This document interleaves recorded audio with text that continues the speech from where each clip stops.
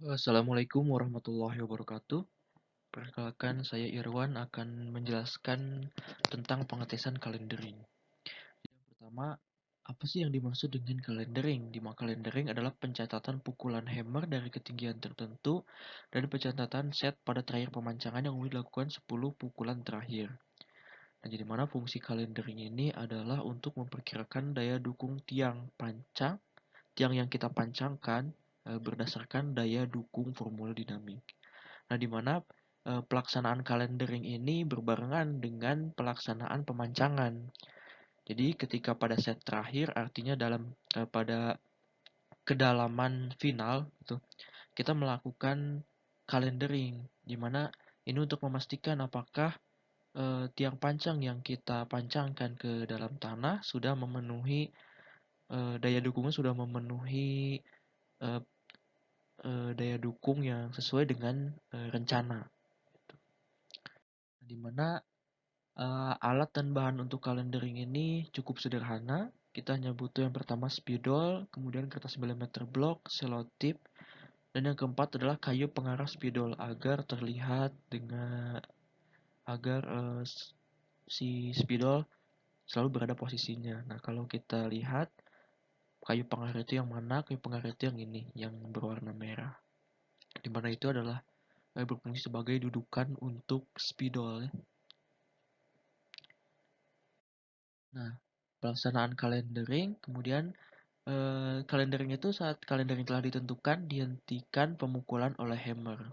Jadi pada awalnya kita melakukan pemancangan dulu hingga pada kedalaman final gitu. Itu kedalaman rencana atau pada saat sudah mulai keras ya, yang ditandai dengan beberapa pukulan hanya penetrasi beberapa senti gitu. Nah, kita mulai melakukan kalendering. Nah, yang kedua adalah memasang kertas milimeter blok pada tiang pancang menggunakan selotip seperti gambar yang tadi. Kemudian menyiapkan spidol yang ditumpu pada kayu. Nah, kemudian menempelkan ujung spidol pada kertas milimeter.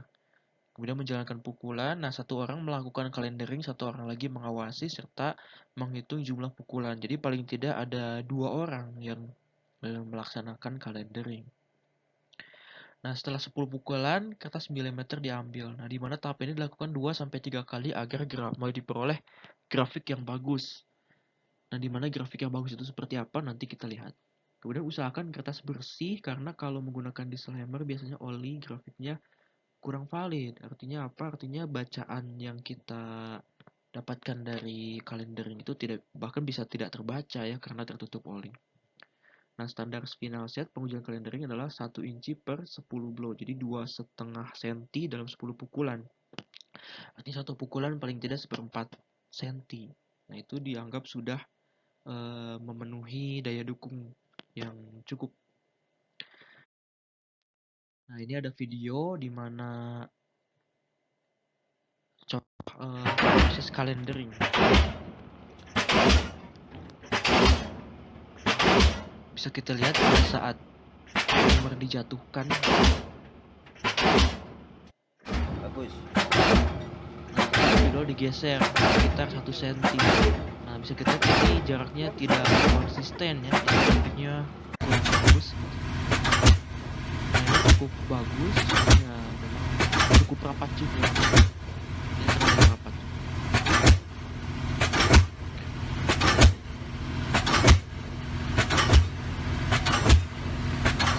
Kemudian diulang beberapa kali sampai didapatkan grafik atau bacaan kalendering yang bagus.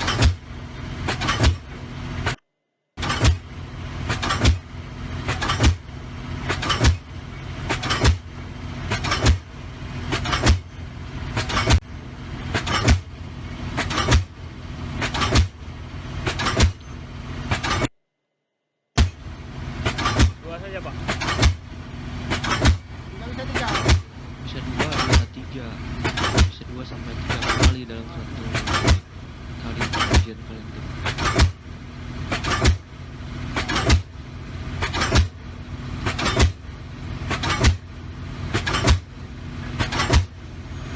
Itu saat pemukulan seolah-olah bersifat elastis. Ketika kencang turun ke bawah, dia akan naik lagi. Itu yang disebut dengan nilai yang akan kita jelaskan. Nah ini juga, cuman ini kurang rapi ya pengerjaannya, gitu. Hanya ditumpu oleh kunci T yang tidak stabil gitu. Dimana idealnya si pengukur spidol ini sebaiknya diletakkan di tempat yang dipancangkan dengan kokoh ya, supaya tidak bergerak eh, saat pancang turun. Jadi bacaannya pun valid.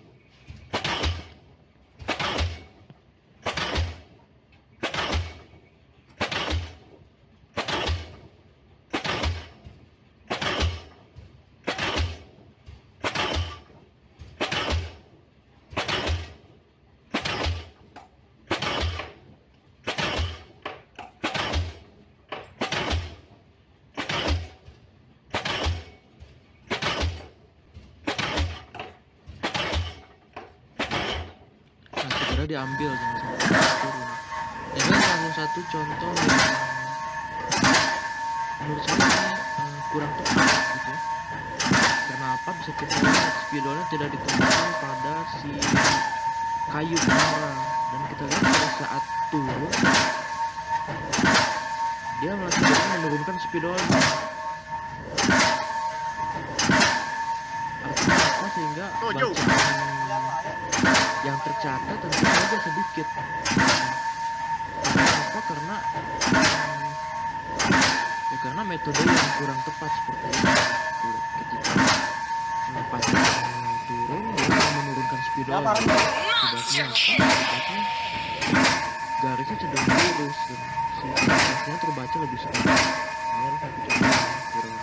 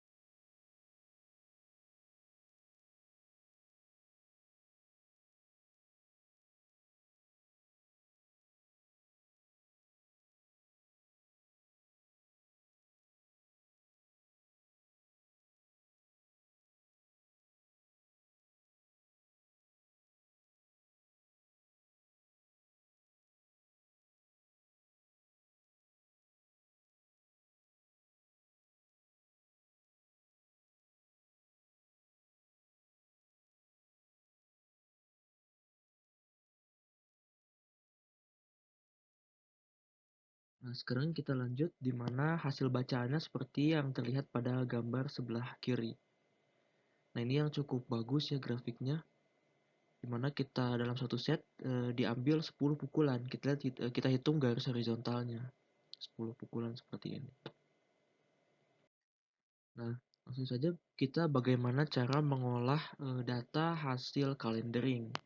Di mana data hasil calendering tadi berupa garis vertikal dan horizontal, kita konversi, kita hitung untuk akhirnya didapatkanlah daya dukung dari si panjang tersebut. Nah, yang saya gunakan di sini adalah rumus Healy yang sudah sering digunakan dalam perhitungan daya dukung tiang panjang metode calendering. Di mana sebetulnya terdapat rumus-rumus lain ya. Eh, Namun yang saya gunakan di sini adalah yang paling sering digunakan di lapangan, di mana R seperti pada gambar seperti yang tertera di slide. R adalah daya dukung kapasitas ton, kemudian W adalah berat palu atau ram yang kita gunakan untuk melakukan hammer gitu, melakukan pemancangan. Nah, S adalah tiang pancang pada saat penumbukan terakhir, penetrasi tiang pancang pada saat penumbukan terakhir. Nanti akan saya jelaskan. Kemudian K adalah rata-rata rebound untuk 10 pukulan terakhir. Nah, ini yang disebut rebound itu adalah si garis yang vertikal tadi. Dimana pada saat dipukul, si tiang panjang seakan-akan elastis. Dia turun, kemudian naik lagi. Tapi naiknya tidak sama dengan elevasinya tidak akan sama seperti elevasi awal. Ada penurunan. Dan nilai N ini adalah koefisien restitusi, di mana nilainya tergantung dari palu yang kita gunakan. Misalkan palu besi cor yang kita gunakan tadi menggunakan nilai antara 0,4 sampai 0,5. Ada juga palu kayu. Maksudnya palu kayu ini adalah palu yang diberi landasan kayu. Seperti itu. Nah, kemudian R yang ini belum langsung digunakan. Tapi R yang kita gunakan harus dimasukkan dulu faktor nilai efisiensi palu dan faktor keamanan. Seperti yang pada gambar di samping. Di mana R pakai adalah EF, efisiensi palu, dikali R, dikali 1 per safety factor. Nah, ini bagaimana cara kita membacanya. Nah, nilai S, yang pertama kita nilai S dulu ya, tadi pada rumus nilai. Nilai S ini adalah total pukulan per penetrasi per pukulan. Jadi kita ambil rata-rata. Ini ada 10 pukulan, kita hitung selisih antara pukulan pertama dan pukulan kedua jaraknya berapa. Didapatkanlah jarak misalkan 2 cm untuk 10 pukulan. Maka nilai S-nya adalah 2 per 10 cm, artinya 0,2 cm. Nah, sedangkan untuk nilai reboundnya, nilai K-nya, ini ada 10 data, kita ambil rata-rata nilai K. Didapatkanlah dari gambar ini nilai K sekitar 0,9 cm. Nah, kemudian ini adalah perhitungannya. W itu adalah berat pancang ya, berat palu yang kita gunakan tadi 2,5 ton. Kemudian P adalah berat pancangnya. Bagaimana cara menghitungnya? Gampang saja, yaitu volume. Di sini kita gunakan pancang kotak, pancang persegi, berarti 0,25 kali 0,25 yaitu luas penampang dikalikan dengan 22 meter. Ini apa? 22 meter ini kedalaman pancang dikali 2,4. 2,4 ini apa? 2,4 ini adalah berat jenis beton, 2,4 ton per meter kubik. Kemudian H adalah tinggi jatuh hammer yang kita gunakan pada saat melakukan calendering. Dalam contoh ini saya ambil 70 cm. Nilai S sudah dihitung dari hasil calendering tadi, 0,2 cm per pukulan. Nilai K juga sudah diambil dari hasil yang tadi. Kemudian nilai N didapatkan dari jenis hammer yang kita gunakan. Dapatkanlah R. Nilai R 318,8 ton. Nah, kemudian kita kalikan dengan faktor efisiensi alat, kemudian dikalikan juga dengan safety factor. Nah, didapatkan 0,8 kali R kali 1 per safety factor, kita ambil 3 untuk beban permanen, contohnya di sini. Sehingga didapatkanlah daya dukung dari tiang panjang tersebut adalah 85 ton. Baik, sekian dari saya. Terima kasih banyak atas perhatiannya. Wassalamualaikum warahmatullahi wabarakatuh.